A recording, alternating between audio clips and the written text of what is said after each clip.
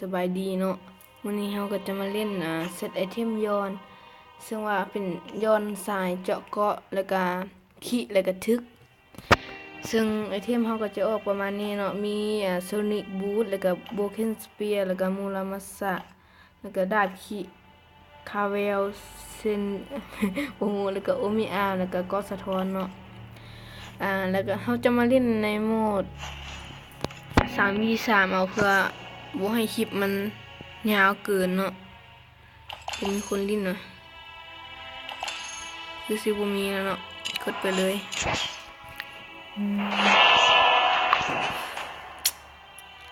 เจอทีมโหดกับโหดย้อนคณะ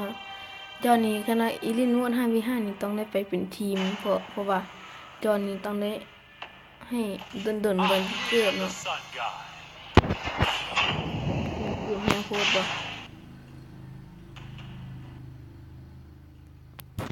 ลูนกับประมาณนี้เลยลูนมัวๆอยู่ลูนเบล70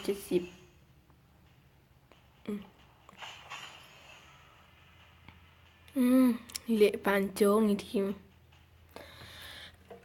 เมื่อเสียงอย่างรบกวนก็ขออภัยได้เนาะเป็นการแคสครั้งแรกเบิ่งทีมมันกับทีมเฮาบ่ได้ไต่แรงอยากไต่แต่ว่ายานแพ้บ่ฮู้ว่ายานเฮ็ดหยัง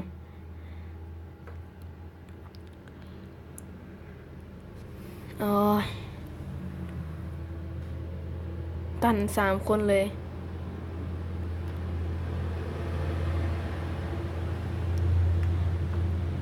โอเคถ้าตอนเข้าเกมกันเนาะมาใกล้เข้าแล้วแหละทีมเฮาก็จะมีเฮาเป็นคนเล่นย้อนแล้วก็มีนักมวยเลสเนาะแล้วก็แวนไฮทีมเขามีแพนด้าลิงแล้วก็ย้อนคือกัน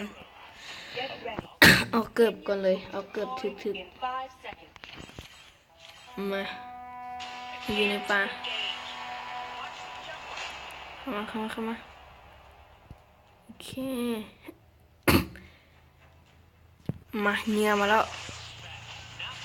โอเคโอเคอย่างซี่ละ3-3นะครับเข้าฟาร์มอยู่ติวสโลไปบัดนึง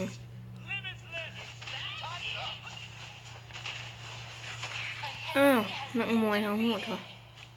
เพนด้าไปรักบ้านเฮานะ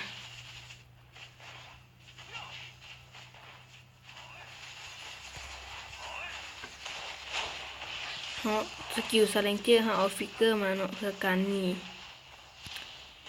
โอ้ดูมันมาแล้วบ่ไหวอ่ะมันไปเอาปลาบ้านเฮาบ่เอาตัวหนึ่งเอาบัฟฟ้านักมวยเอาตลอดเลยนักมวย MVP อ่ะที่มาชิวซันเทปแห่งดวงตะเวนเนาะย้อนเนาะมานาหมดเว้ยเป็นคลิปที่1เนาะแล้วก็การพาครั้งแรกบ่ม่วนจะได้ก็ขออภัยแหละโอ้นักมวยเอาอีกแล้วโอ้โดนล้วง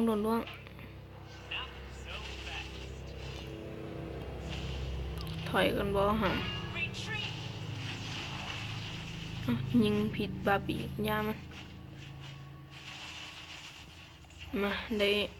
โอเคนสเปียร์เนาะโบเคน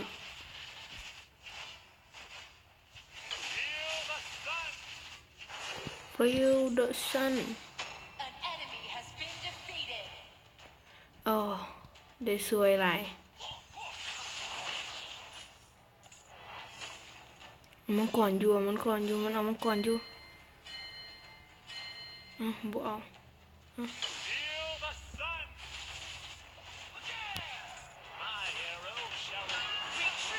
โอ้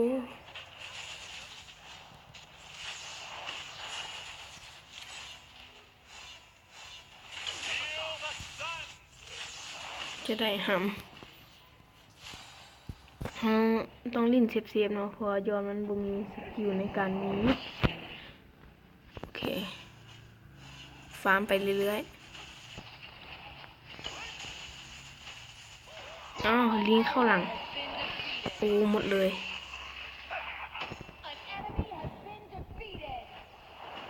เหลือแพนด้าอีกตัวนึงบ่ถึกเว้ยย้อนนี่เขาซื้อมาตอนลิ้นเข้าอันแบบตั้งไอดีใหม่ๆเนาะแล้วก็ซื้อมาเห็นว่ามันยิงรัวก็เลยว่ามักแล้วก็อัพแพทใหม่มาสกิล2มันรัวนำโอ้ยโดนล้วงหามเลย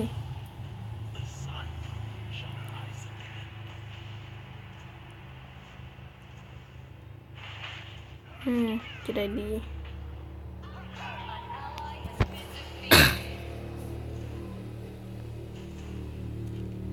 เขาวิวเก่าเลยเว้ยเขาวิว8 วิว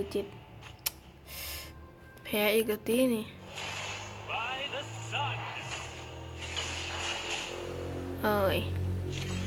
ขอฟาร์มเอาวิวก่อน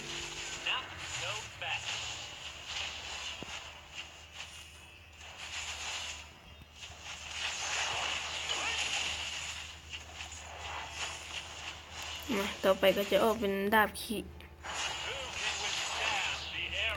เบิ่งแอซิดตั้งว่า4นะแอซิดมันมีอย่างเนาะแอซิดมันสวยนั่นเอง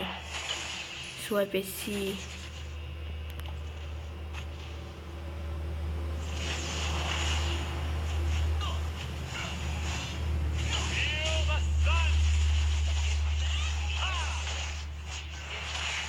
เทได้ข้างเขาได้มาแพนด้ามันฟาร์มอยู่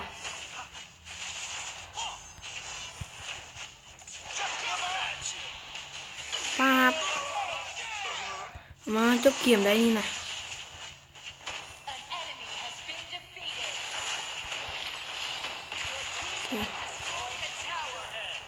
เอาวิวไปก่อนมานี่The brightness seal the sun กูต้องมาก็ได้แหละกูตีจะตายแล้วมึงนะมาลาดกูแหละหน้าด้านมาเริ่มรู้สึกว่าแห้งขึ้นแล้วเนาะหมดทึกไปเลยย้อนนี้ต้องได้ฟาร์มเอาเครื่องเนาะ